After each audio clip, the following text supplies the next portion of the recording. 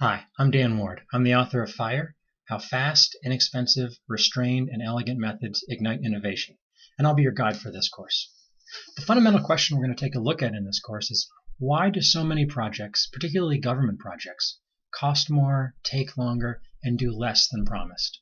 The companion question is, how do some projects manage to deliver ahead of schedule, under budget, and do more than they were designed to do? That's the question I set out to examine in my book, and my central finding is that teams which value speed, thrift, and simplicity tend to outperform teams that take the opposite approach. The take your time, spare no expense mentality. That's what leads to schedule delays, budget overruns, and underperforming systems. The opening story in my book is about a supercomputer called the Condor Cluster. When the Air Force Research Lab in Rome, New York cut the ribbon in December of 2010, it was the fastest supercomputer in the entire Department of Defense. Now, the Pentagon has access to some pretty high-speed machines, and this one outperformed them all. It operated at 500 teraflops and was 33rd fastest in the world.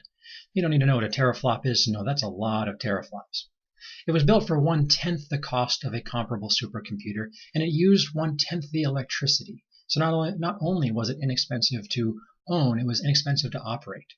But the really cool thing about the Condor cluster is how they made it. They built it out of 1,760 PlayStation 3s. And not even the newest model. These were the old PlayStation 3s that the Air Force was able to buy at a discount. So it was made out of gaming consoles, but it was not a game. Again, this supercomputer outperformed everything else the Pentagon had access to. So how did the Air Force do this? And specifically, why did they do this? Turns out the Air Force Research Lab in Rome, New York is a pretty small place. They had pretty limited resources. So they had a small team with a tight budget, a short schedule, a deep commitment to simplicity, and an important mission. These constraints of not having a lot of time, not having a lot of money, not having a lot of people, these constraints force them to be creative. Think about it. If they'd had a lot of time and a lot of money, what would they have done? They would have bought a typical supercomputer. It would have cost them 10 times more, and maybe it would have been as fast, but most likely it would have been less fast. It would have performed less well. This is an example of a very common pattern in program management. In case after case, we see small teams with short schedules and tight budgets delivering world-class, best-in-class, and in many times first-in-class advanced new technologies and systems. Meanwhile, when we assemble a cast of thousands and spend decades and billions trying to build something, those are the teams that tend to fall flat on their face. So the primary lesson here is that restraint has a tight correlation with quality. And it's more than just a correlation, there's a causative relationship. When we don't have a lot of time and money, when resources are tight, that drives the way we make decisions, it drives the way we solve problems. It affects the types of problems we even go after.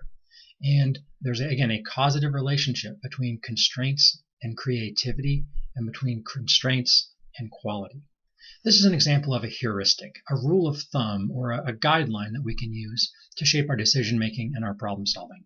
The heuristic is this: constraints foster creativity.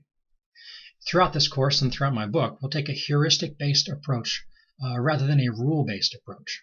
I like heuristics for a lot of reasons. Heuristics tend to be flexible where rules are rigid. Heuristics tend to illuminate rather than rules, which aim for imitation. Heuristics tend to draw out experience from the listener, whereas rules try to stuff things in. Heuristics are focused on outcomes, while rules are focused on compliance. It's a powerful way to improve our decision-making and our problem-solving, to rely on a reliable set of flexible, field-tested heuristics, these rules of thumb, these little guidelines that we can use. And throughout the book, throughout the course, we'll take a look at a number of these. We'll talk about what they mean and what they don't mean. We'll talk about how to use them. And we'll talk a little bit about why we take a heuristic-based approach rather than a rule-based approach. I hope you'll join me.